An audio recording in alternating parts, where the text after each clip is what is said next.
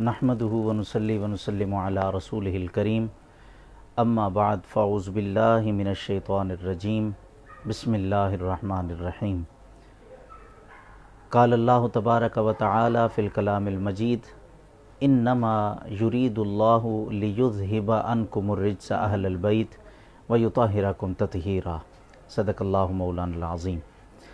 سامعین محترم، حالیہ دنوں کچھ ایسی مذہبی طور پر ایسی فضا قائم کی جا چکی ہے کہ جس میں آئندہ آنے والے نتائج انتہائی بھیانک ہو سکتے ہیں، اور جس طرف ایک مذہبی لوگ اپنے ماننے والوں کو جس آگ میں جھونک رہے ہیں، اس کا نتیجہ انتہائی بھیانک ہونے والا ہے اور ہو سکتا ہے، اللہ نہ کرے ایسا ہو، مگر یہ سب وہ جو مذہبی طبقہ ہے اور اس کے اندر رہنے والے جو ان کے اکابرین ہیں، وہ اس چیز کے ذمہ دار ہیں کہ وہ کس طرح جو ہے وہ لوگوں کو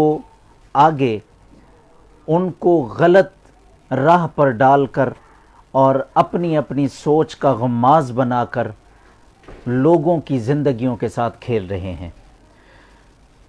بڑے دکھ کے ساتھ چند چیزیں جو اہل تشیع اور اہل سنت کے درمیان ایک عجیب سی صورتحال پیدا ہو گئی ہے، اور جس وجہ سے بہت سارے لوگ ذہنی افتراق و انتشار کا شکار ہیں، میں بڑے درد کے ساتھ کچھ چیزیں آپ کے سامنے رکھنا چاہتا ہوں۔ یاد رکھیں کہ کچھ عرصہ پہلے اہل سنت کے ایک متبحر عالم، جن کا شمار علمی حلقات کے اندر انتہائی قابل قدر طور پر جو ہے نا وہ ہوتا ہے، سبقت لسانی کی وجہ سے ان سے ایک جملہ نکلا اپنے خطاب کے دوران، اور وہ جملہ سیدہ طیبہ طاہرہ سیدہ کائنات سیدۃ نساء العالمین سیدۃ النساء اہل الجنہ، آپ کی شان اقدس کے بارے میں کچھ وہ کلمات ایسا لفظ نکلا جو ان کی شایان شان نہیں تھا۔ جب سبقت لسانی کی وجہ سے ان کی زبان سے یہ لفظ نکلا، تو پھر اہل سنت کے درمیان دو گروہ بن گئے۔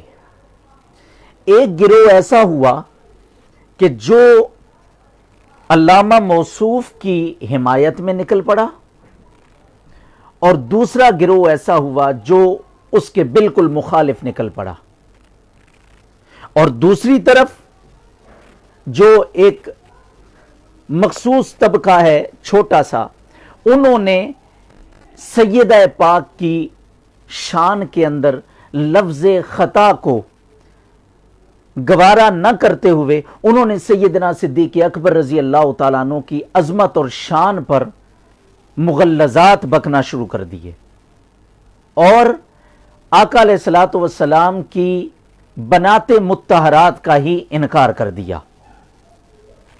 اب وہ جو اہل سنت کے اندر حمایت کرنے والے تھے اور دوسری طرف مخالفت کرنے والے تھے، اور دوسرا ایک جو نام نہاد مذہبی طبقہ ہے، وہ جو سیدنا صدیق اکبر رضی اللہ تعالیٰ عنہ اور خلفائے ثلاثہ کا انکار کرنے والا اور مغلظات سیدنا صدیق اکبر رضی اللہ تعالیٰ عنہ پر کسنے والا، وہ طبقہ اور اہل سنت کے طبقہ، اہل سنت کا طبقہ جو مخالف تھا، اور دوسرا طبقہ جو حمایت کے اندر تھا، اب یہ اتنی گھمبیر صورتحال بنی کیسے کہ اس کی حمایت میں بھی نکل آئے، اس کی مخالفت بھی میں بھی آ گئے لوگ، حتیٰ کہ کفر تک فتویٰ دے دیا، اور دوسری طرف سیدنا صدیق اکبر رضی اللہ تعالیٰ عنہ کی شان میں تبرہ کی گئی۔ آقا علیہ السلام کی بنات مطہرات کا انکار کیا گیا اور خلفائے ثلاثہ کا ہی انکار کر دیا گیا. یہ ہوا کیوں؟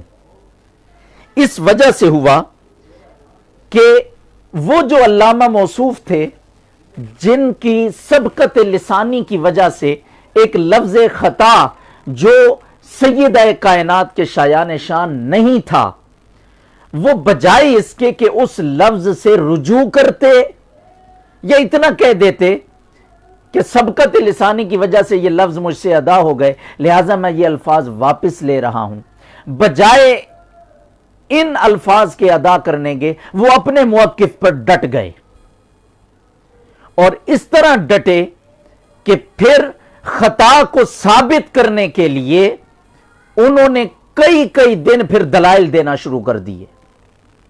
اور پھر جو ان کی حمایت کرنے والے تھے، ان کی حمایت کرنے والوں نے پھر سیدہ کائنات کی شان میں اور سیدہ کائنات کی وہ جو لفظ خطا بولا گیا تھا اس کو غلط ثابت کرنے کے بجائے اپنے علامہ موصوف جن کی زبان سے وہ لفظ ادا ہوئے تھے ان کا دفاع کرنا شروع کر دیا، ان کو ڈیفینڈ کرنا شروع کر دیا اور پھر اس بات پر دلائل دینے لگ گئے کہ سیدہ کائنات معاذ اللہ ثم معاذ اللہ وہ خطا پر تھیں.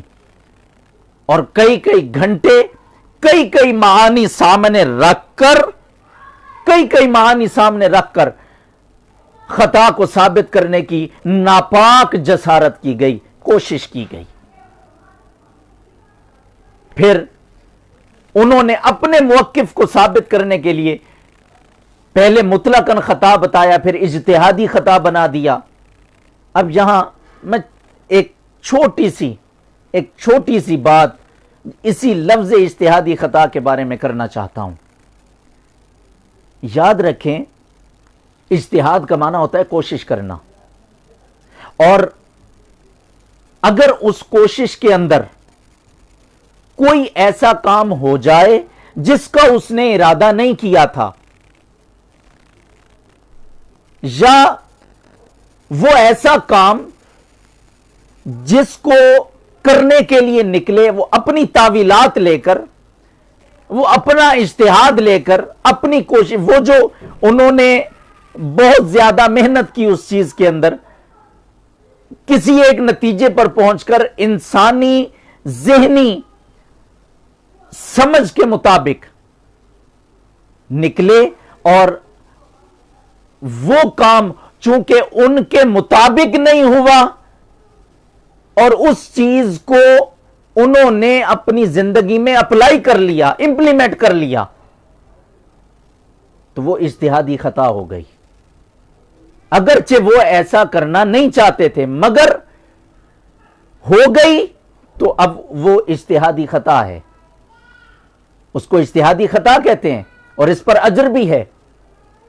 اب اجتہادی خطا کا معنی سمجھنے کے بعد اب دیکھیں سیدہ طیبہ طاہرہ ام المومنین سیدہ عائشہ صدیقہ رضی اللہ تعالی عنہا، آپ نے بھی ایک اجتہاد کیا تھا حضور علیہ السلام کی معراج پاک کے بارے میں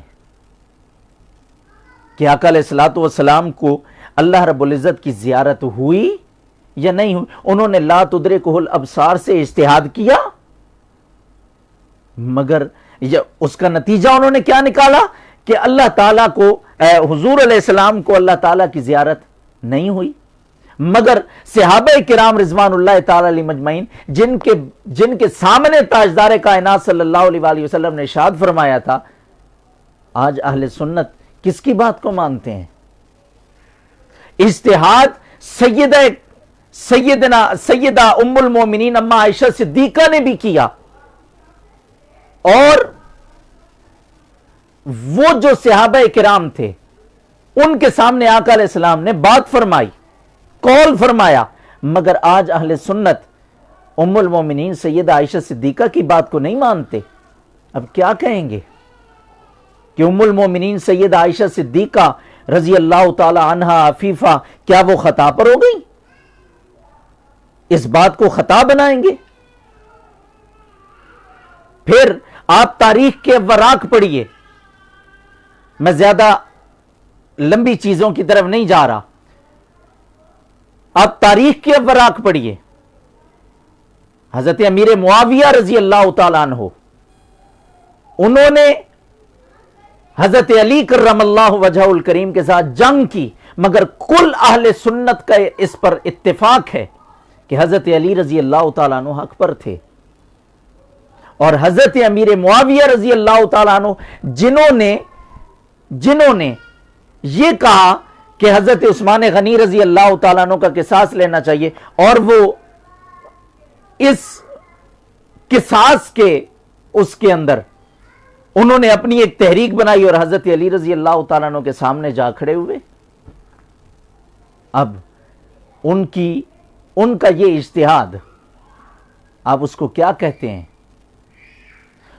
उन्होंने इज्तिहाद किया और उन्होंने उस इज्तिहाद को आगे अप्लाई कर दिया, अपने इज्तिहाद के मुताबिक उन्होंने अमल कर दिया, अपने इज्तिहाद के मुताबिक उन्होंने अमल कर दिया। अब जब अमल कर दिया तो उनके इज्तिहाद को हम अहले सुन्नत क्या कहते हैं? हम अहले सुन्नत क्या कहते हैं? अब जरा यही मामला सैयदा कायनात की तरफ ले जाएं। उन्होंने भी इज्तिहाद किया, हम कहते हैं ना उन्होंने इज्तिहाद किया। वो जो सैयदना सिद्दीक अकबर रजी अल्लाह तआला अन्हु की बारगाह में गई, उन्होंने इज्तिहाद किया, मगर जब सैयदना सिद्दीक अकबर रजी अल्लाह तआला अन्हु ने सैयदना सिद्दीक अकबर रजी अल्लाह तआला अन्हु ने आका अलैहिस्सलाम की हदीस तैयबा सुनाई तो उम्मुल सैयदा कायनात ने फिर सैयदना सिद्दीक अकबर रजी अल्लाह तआला अन्हु से झगड़ा नहीं किया, हजरत अली रजी अल्लाह तआला अन्हु को घर जाकर हजरत सिद्दीक अकबर के साथ झगड़ने के लिए नहीं भेजा। आप मेरी बात सुन रहे हैं, समझ रहे हैं कि हजरत अली शेर खुदा रजी अल्लाह तआला अन्हु भी मौजूद थे, सैयदना अब्बास रजी अल्लाह तआला अन्हु भी मौजूद, उनको हजरत सिद्दीक अकबर की बारगाह में झगड़ने के लिए नहीं भेजा, बल्कि हदीस के लफ्ज हदीस बुखारी है, आप तो खामोश हो गई थी। उधर हजरत अमीर मुआविया रजी अल्लाह तआला अन्हु ने काम कर दिया था, वो जंग के लिए आ गए थे, उन्होंने इज्तिहाद किया था, मगर उनका इज्तिहाद सवाब न रहा, सो वो खताए इज्तिहादी हो गया और उनका इज्तिहाद खता पर मबनी हो गया। मगर सैयदा कायनात ने इज्तिहाद किया, मगर उनका इज्तिहाद खता पर न हुआ, इसलिए कि सैयदा कायनात ने अपनी इज्तिहादी राय जरूर पेश की, मगर उसके जब आका अलैहिस्सलाम की हदीस तैयबा सैयदना सिद्दीक अकबर की जुबानी सुनी तो फिर खामोश हो गई और उस पर कोई एक्शन नहीं लिया और खामोश हो गई। और फिर आप सुननुल कुबरा, इमाम बहकी की सुननुल कुबरा पढ़ के देख लें, अब मैं उसकी तफसील में नहीं जाऊंगा, सुननुल कुबरा पढ़ के देखें। सैयदना सिद्दीक अकबर रजी अल्लाह तआला अन्हु फिर आखिरी वक्त में सैयदा कायनात की बारगाह में जाते हैं, जाके उन्हें राजी करते हैं, फिर आपका विसाल हुआ और फिर सैयदना सिद्दीक अकबर रजी अल्लाह तआला अन्हु ने उनका जनाजा पढ़ाया। अब बस मैं आखिरी हिस्से की तरफ आ रहा हूं, मुख्तसर कर रहा हूं। सैयदना सिद्दीक अकबर रजी अल्लाह तआला अन्हु और सैयदा तैयबा ताहिरा सैयदा कायनात का जो ये मामला था जिस पर खता का लफ्ज बोला गया, अब देखें कि वो जो खता के माना को साबित करने के लिए कई कई घंटे खिताब किया गया और उनके जो मानने वाले हैं उन्होंने बड़े बड़े टेबल सजाकर इस खता को साबित करने की कोशिश की है और फिर कई लुगत की किताबों से इसको साबित करना चाहा है। मगर याद रखें कि किसी भी किताब से جو لغت کی کتاب ہے، اس سے خطا کا معنی جو بھی لیا جائے، اب میں ڈیٹیل میں نہیں جا رہا، وہ عرب کے اعتبار سے ہے، وہ ہمارے ہاں کے اعتبار سے نہیں ہے،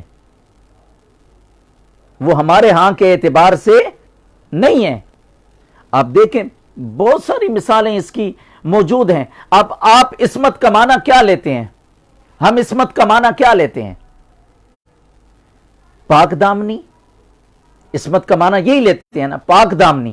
مگر یہی عصمت کا معنی قرآن کہتا ہے واللہ یعصمک من الناس۔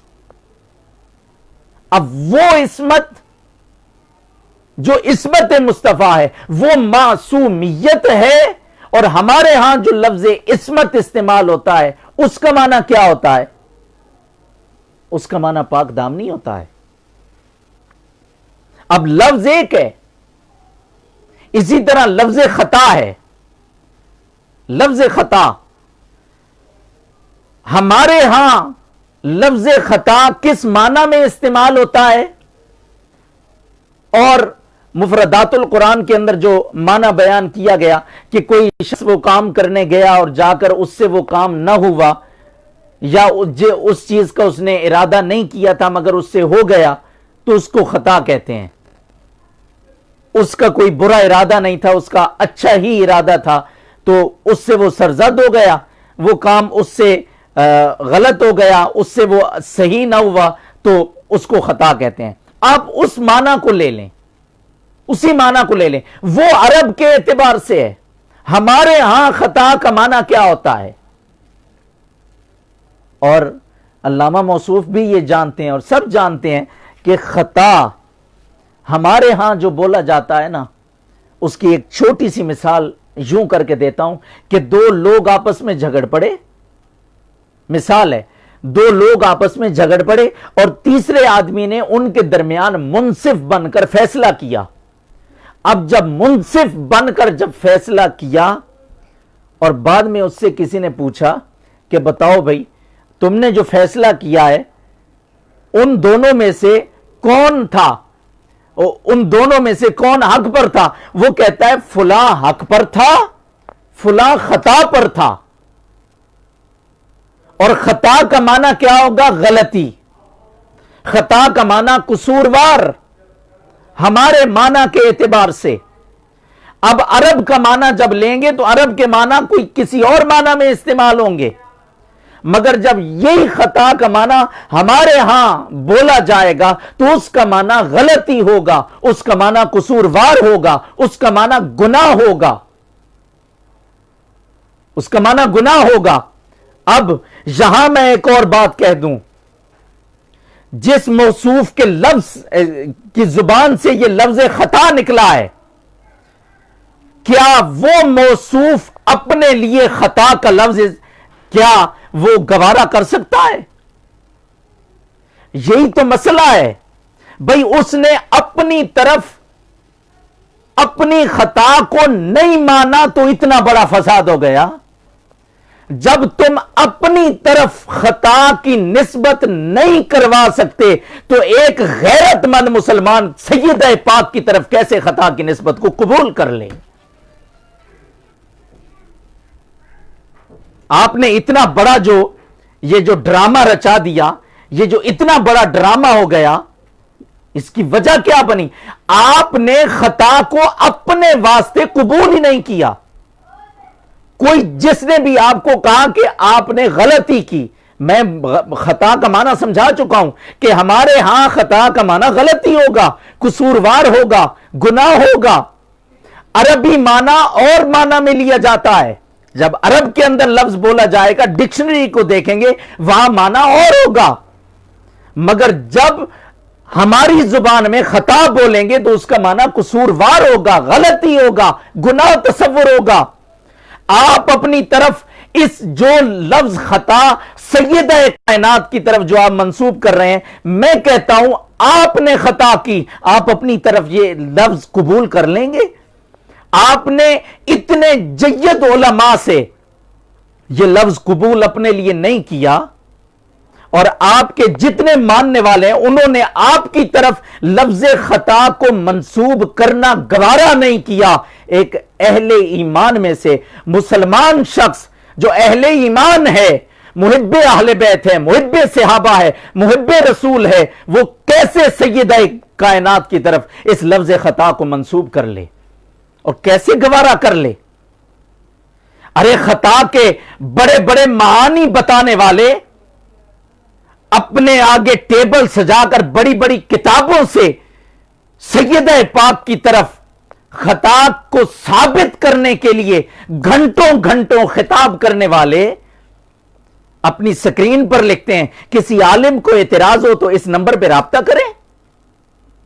ارے بھائی اس کا دوسرا معنی کیا ہے کہ اگر کسی عالم کو اعتراض ہو، مطلب اگر کوئی دوسرا عالم مجھے خطا پہ سمجھ رہا ہے، آپ اپنی طرف یہ بھی گوارا نہیں کرتے کہ کوئی عالم مجھے خطا پر سمجھے، اور سیدہ کائنات کی طرف ایک مسلمان یہ گوارا کر لے کہ آپ اس کی طرف خطا کی نسبت کرتے پھریں اور مسلمان خاموش ہو کر بیٹھے رہیں. اس لیے لفظ خطا کی نسبت ادھر نہیں کی جا سکتی. اور دوسری طرف جو شور اور غوغا اٹھا، آقا علیہ السلام کی بیٹیوں کا انکار کر دیا گیا، سیدنا صدیق اکبر رضی اللہ تعالیٰ عنہ پر مغلظات بکی گئیں، مگر بالاجماع سیدنا صدیق اکبر رضی اللہ تعالیٰ عنہ کے خلیفہ بلا فصل ہونے پر یہ چھوٹا سا طبقہ سیدنا صدیق اکبر کی خلافت بلا فصل کو نہیں مانتا. باقی کل امت کا اس پر اجماع ہے کہ آپ خلیفہ بلا فصل اور خلیفہ اول ہیں.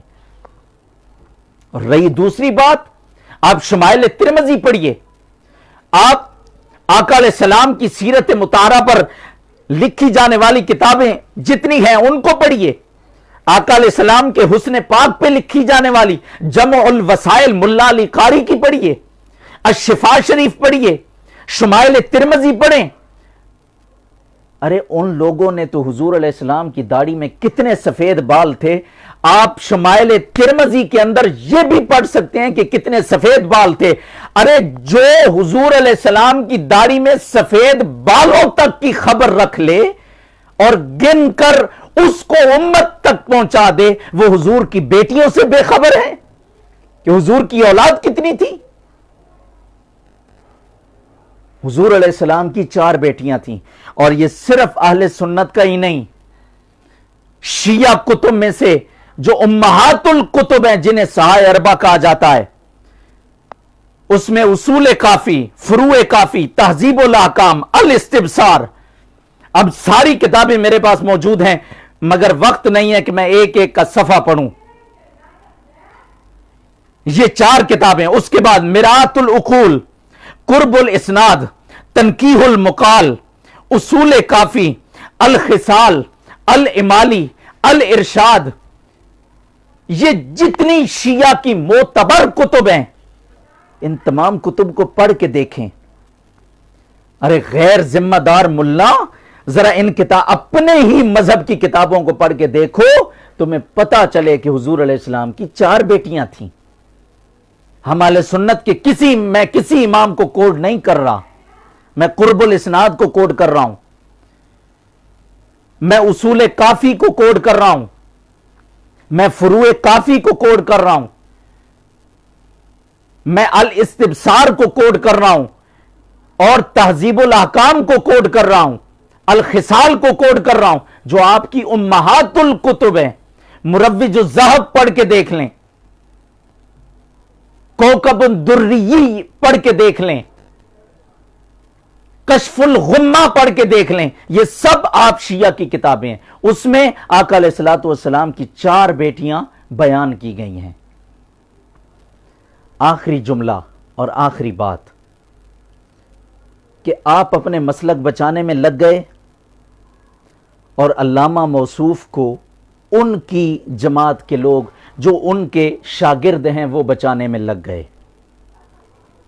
مگر یہ درد بھرے 2-4 جملے سن لیجئے گا، درد بھرے 2-4 جملے کہ انہوں نے اپنا مسلک بچایا، اپنے مسلک کی خاطر، اپنی انا کی خاطر حضور علیہ السلام کی بیٹیوں کا انکار کر دیا اور خلفائے ثلاثہ کا انکار کر دیا، اور انہوں نے اپنے عالم کو بچانے کے لیے سیدہ پاک کی طرف خطا کو منسوب کر دیا۔ اب یہ مسلک بچانے لگ گئے، وہ اپنے امام کو بچانے لگ گئے۔ مگر میرا سوال ہے دونوں سے، دونوں طبقوں سے، کہ کیا تمہیں حضور علیہ السلام کی ذات کا خیال نہیں آیا کہ گنبد خضرا کے مکین گنبد خضرا میں کس قدر تڑپتے ہوں گے کہ میری امت کیا کر رہی ہے، میری امت کیا کر رہی ہے؟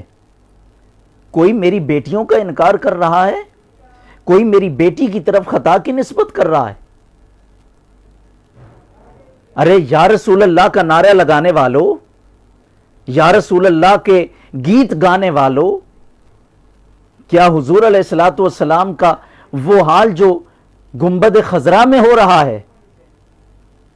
آپ تو اپنا مسلک اور اپنے امام کو بچانے میں لگے ہو، ادھر تاجدار کائنات صلی اللہ علیہ وآلہ وسلم کی بھی تو حالت دیکھو۔ ارے وہ فاطمہ تو بدعت منی جو آقا علیہ الصلوۃ والسلام کا فرمان عالی شان تھا، اس فرمان عالی شان کو کدھر ڈالیں گے؟ کدھر ڈالیں گے؟ اس لیے اپنے امام کو بچانے اور اپنے مسلک کو بچانے سے پہلے تاجدار کائنات صلی اللہ علیہ وآلہ وسلم کی بارگاہ میں معافی کے خواستگار ہو جائیں، سیدہ کائنات کی بارگاہ میں معافی کے خواستگار ہو جائیں۔ بس میرا مقصد اور کچھ نہیں، نہ تو اہل سنت کے عالم کو برا بھلا کہنا ہے اور نہ ہی ان لوگوں کو بس ایک پیغام تھا کہ آقا علیہ السلام کی بارگاہ میں معافی مانگ لو، وگرنہ اگر آقا علیہ السلام ناراض ہو گئے تو یاد رکھیں دنیا و آخرت میں ہمارا ٹھکانہ کہیں نہیں ہوگا۔ اللہ رب العزت ہم سب کے حال پہ رحم و کرم فرمائے۔ السلام علیکم ورحمۃ اللہ۔